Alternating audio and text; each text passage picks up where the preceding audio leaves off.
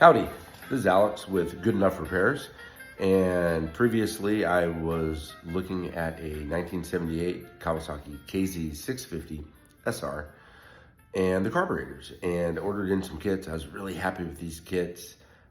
Well, there are ever so slight differences amongst these carburetors on some of the older Kawasaki's. I would imagine the GS as well on the Suzuki's.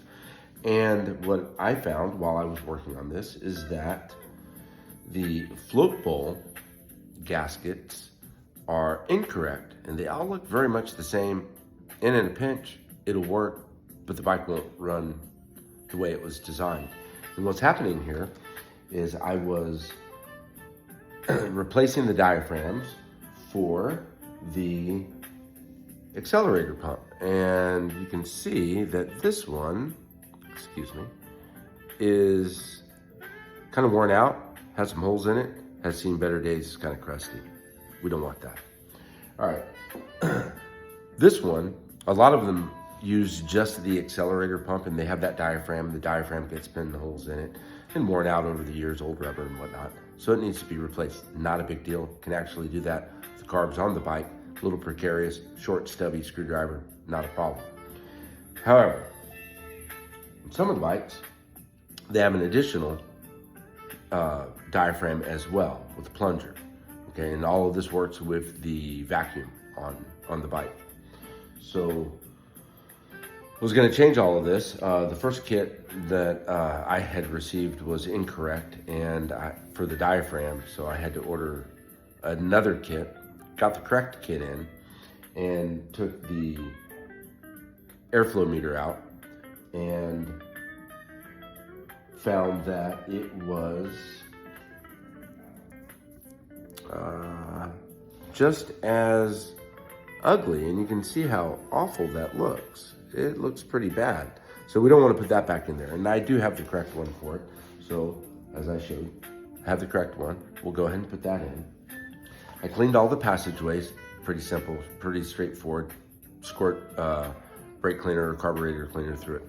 I like carburetor cleaner for a cleaning, and I like because it breaks down the tarnish really nicely. And then I also like to rinse everything with brake cleaner, because brake cleaner does not leave a residue, and I find that to be very, very beneficial when you're putting gaskets on, especially if you're going to glue, use some sort of adhesive. I like spray adhesive to hold things in temporarily, not on the motorcycle carburetors, because the last thing you want to do is pull it apart and half the gasket is on the float bolt, the other half is on the carburetor body, and that's just miserable to do. So really don't want to do that. But what I wanted to point out is some of the differences in the gaskets. And if you have this sort of setup where you have the dual plunger and the bottom of the float bowl is like this, and it's only on one carburetor, then you need a gasket that has holes here, here, and here, as well as up on the top. And you can see that little indentation. That little indentation is from the port. Now, okay, if I can get that just right. Okay, so this would match up to that. Well, I'll have to cut a hole, which I'm gonna do, and I'm gonna have to put a hole at the bottom as well. So the hole at the bottom is for the airflow, and the hole at the top is actually where you can see one side of it. And then if you look inside of the carburetor, right in there, you can see the spout for the discharge of the fuel, the raw fuel going directly into the carburetor, so that you don't have that stumble right off of acceleration, or the bog, if you want to call it. It bogs down. And one of the nice things about having a carburetor is that if they're tuned right, then they're very crisp acceleration right away. There is no lag. And I think the big misconception is that, oh, fuel injection is the way to go. Well, in a lot of ways, it really is. However, it's hard to duplicate that crisp response with the fuel injection system as it is with the carburetor. The carburetor is just going to dump that raw fuel in. Is it efficient? No. Does it work? Oh yeah, it works really well. Been they're still using it in drag strips and high performance things as well. And I'm sure there are other systems that can be added to an injection system that would mimic the same result. But in general, a carbureted, well-tuned carburetor is more crisp than a fuel injection system.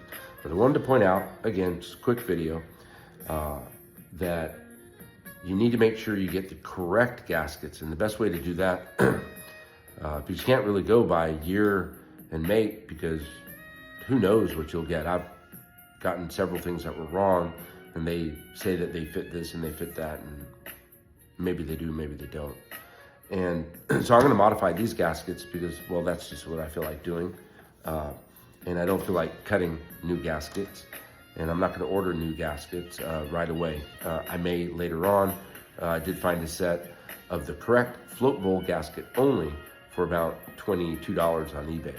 And all I did was, now that I know specifically which ones I'm looking for, I can just match them up by eye and they look right. So I'll probably order those for the future. So all of these little pieces need to be cleaned out, and I'll get it all reassembled. I'm not rebuilding everything. I'm only doing really what it needs so that it functions as it was designed. There's no sense changing parts and pieces if they're still serviceable. That's all I have for today. Thank you very much for watching. I do appreciate it. Like and subscribe. Again, this is Alex with Good Enough Repairs. Thank you.